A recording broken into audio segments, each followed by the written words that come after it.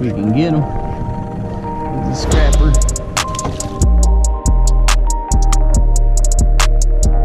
It's a rainbow, nice rainbow.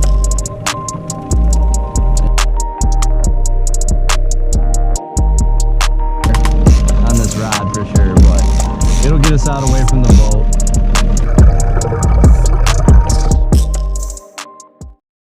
Alright, so we're going out of Oak Orchard.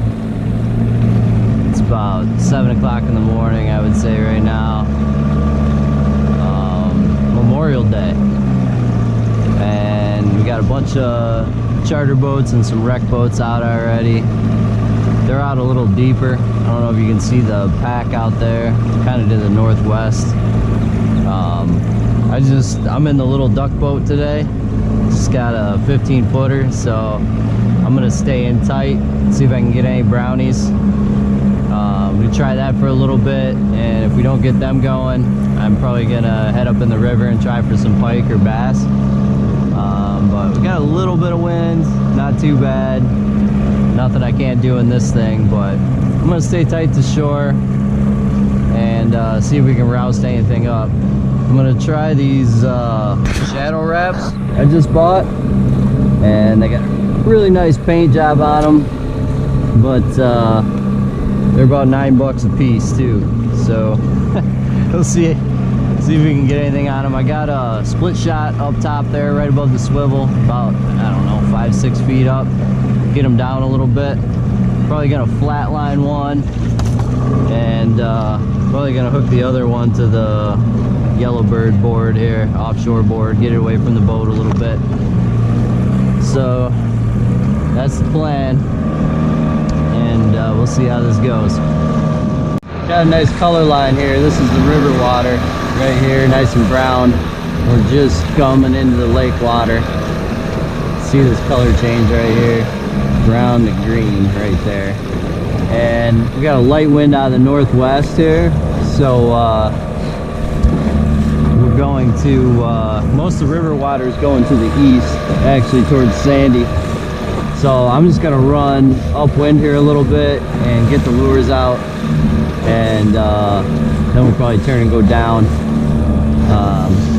I have, I think these are 7.5 foot ugly sticks with Daiwa Sea Line SG27 line counters on them, and you can do this kind of fishing with a small boat for sure. Got the line counter zeroed with the split shot at the tip, and I got a 20-pound test on here with about 5 feet of this 20-pound just mono with about 5 feet of, I think it's 14-pound fluorocarbon. So we are in 17 feet of water right here. All right, we got both rods out. I got this one back 80. I ended up putting it back, and this one's back 110 to start. And we set up going into the wind. This is a little tricky to do by yourself, but it worked out. So what I'm going to do at this point is I'm going to negotiate a slow turn and head back towards that river water. You can see I'm in, hopefully you guys can see that screen, I'm in 20 foot right here. Did mark a suspended fish back a little bit, but that was it on the screen so far. So we'll do a slow turn and head back to the east. Going back towards that river water now, and I got these, like I said, basically we're flatlining at this point. I am going to run this one out on a board here eventually, but when you're flatlining like this, you want to, I have my clickers on these, but I also have the drag set really light. That way if a fish does grab it, it can pull drag and I'll hear it clicking if I'm looking at something else.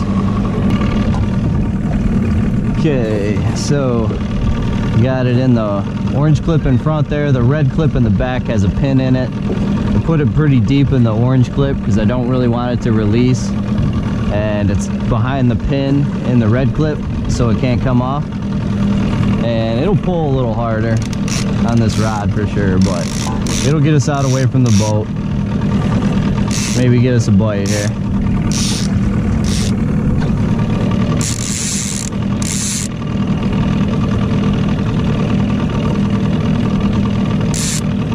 use these a lot walleye fishing on Erie.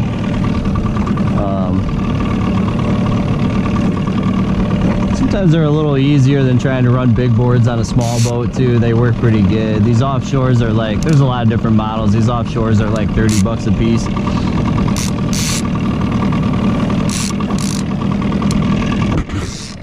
Loaded on my phone this Fishing Points app, it's called. And I don't know if you can see the screen because of the glare, but I got a nice sat photo GPS map here right on my phone.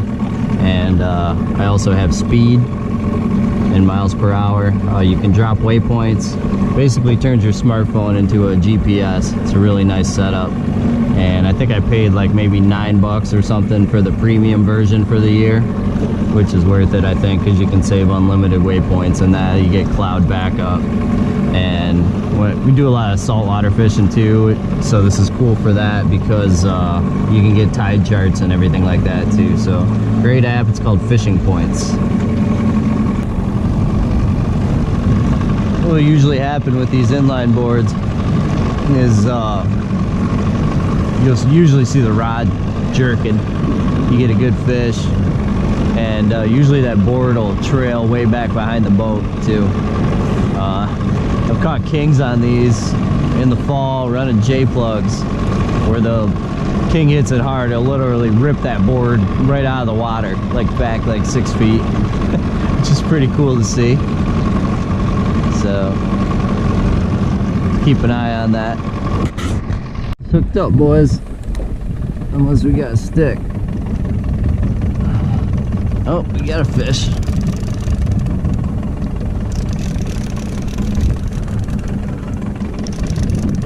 Nice. Just gotta throw the boat in neutral and fight it in, because I got nothing else out there.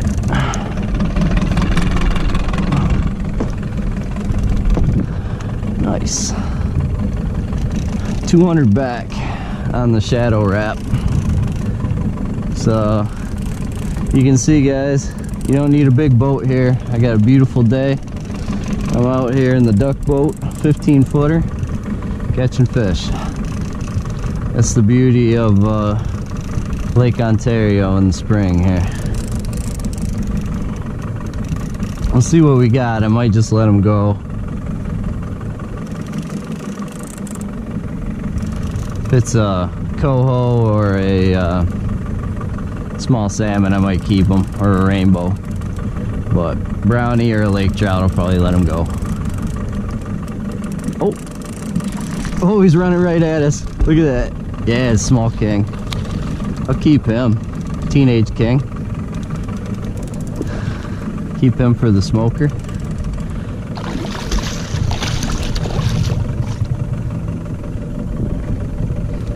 We can get him. He's a scrapper. Grab that black and silver Shadow Rap. Oh no.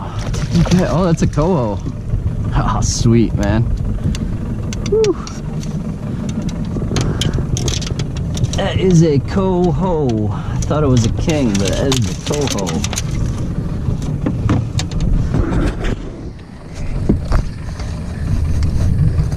There he is, guys.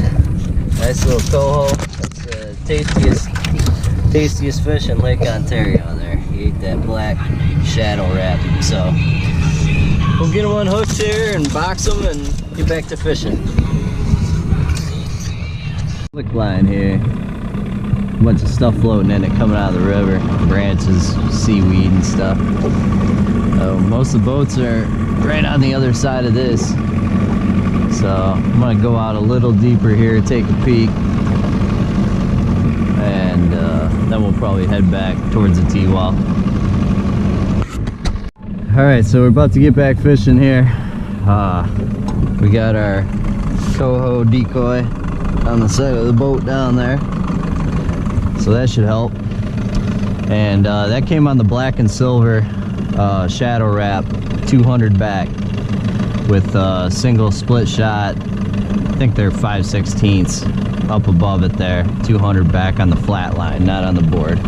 So I'm gonna kick it back into gear here and We're gonna get rolling again, and we're gonna turn. We're gonna get set back up here, and I'm gonna turn and go back on that spot. And I love fishing the small boat. It's actually, I have more fun a lot of times on the small boat than I do the big boat. You should see when I hook that fish up, and I do this even with riggers. You hook a fish up, you can basically just throw it in neutral and even turn the motor off and just actually fight the fish. You know, you're not dragging the thing and actually fight the fish. So that's always pretty cool. So hopefully we're in the zone here. We're gonna get back after them.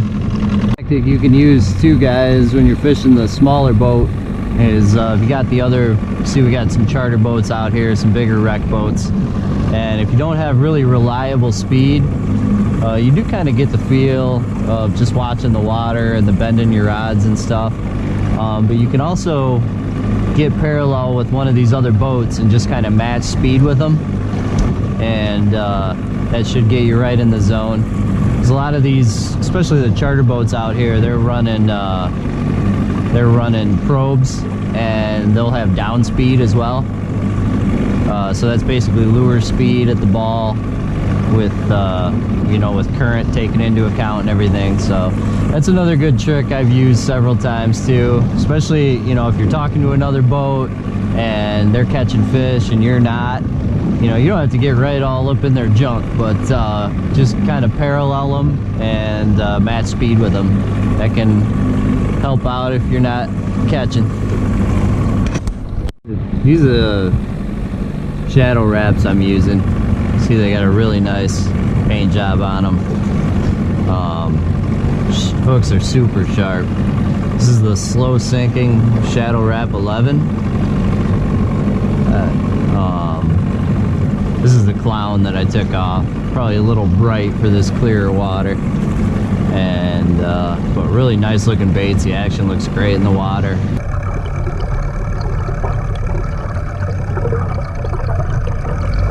Can't wait to try them for pike as well. Try that here soon. Thing to look for when you're out here trolling Lake Ontario. You can see we got a little bit of a ripple on the water here, and then you got like a slick line, it's called. You got real flat water. That's usually a indicator of like a current line or an upwelling or something there. And you can see these boats are kind of fishing either side of this. Most of them are outside of it. I'm inside of it. These are all, yeah, a lot of times you'll hit fish right in these slick lines, and that's all year long. You'll see these, you know, I'm only like a mile out, but you'll see these out at the 28 line, the 30 line, way out. And you know, it's good, always good to zigzag them a little bit, and a lot of times there'll be fish right in them or on either side of them. I'm just coming into it right now here. See what happens. Just hooked up again here, guys. Jumping back behind the boat there. This might be a rainbow.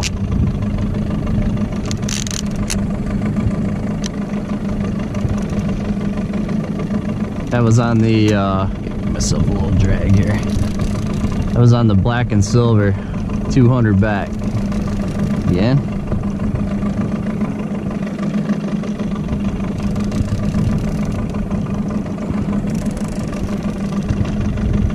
We are in 72 feet of water now. Just right in that slick line, just like we were just talking about, guys. Hoping I can keep them out of my other line. Oh yeah, looks like a nice rainbow. Hoping he stays out of my other line, but it's not looking good here. Let's see. He's staying high, which is good for us because that lure on that board is going to go deep. And the boat's in neutral. Oh yeah, he's running. Good fish. Might end up running over my board here.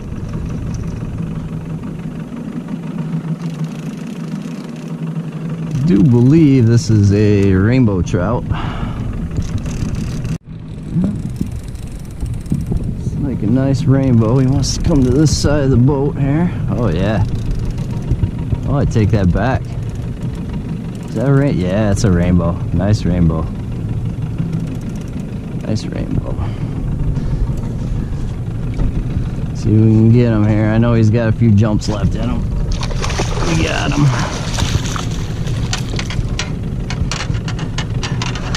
Black and silver shadow wrap is hot today.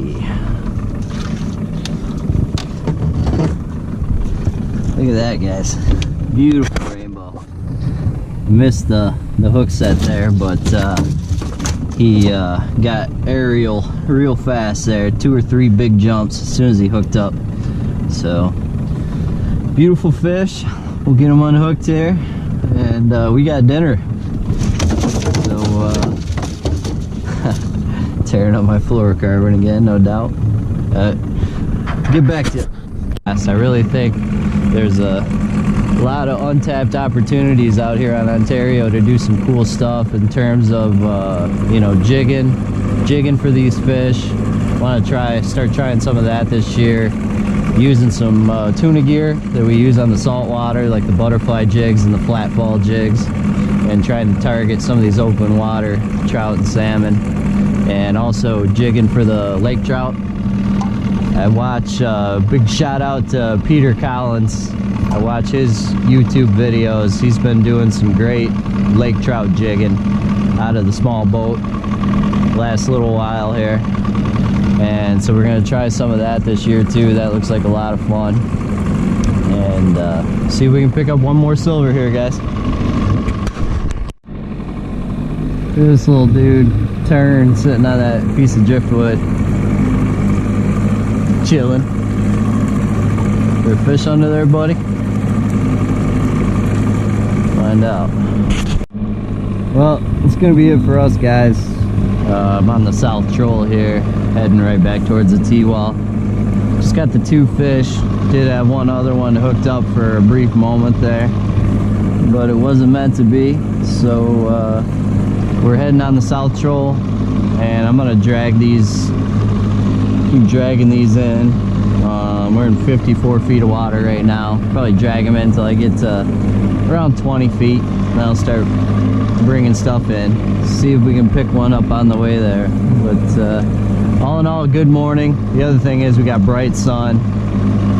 It's flat. So typically mid-morning these fish are gonna scatter, go down, whatever. So would have liked to get here a little earlier than we did, but we did all right. So a lot of fun on the small boat today. We'll catch you later.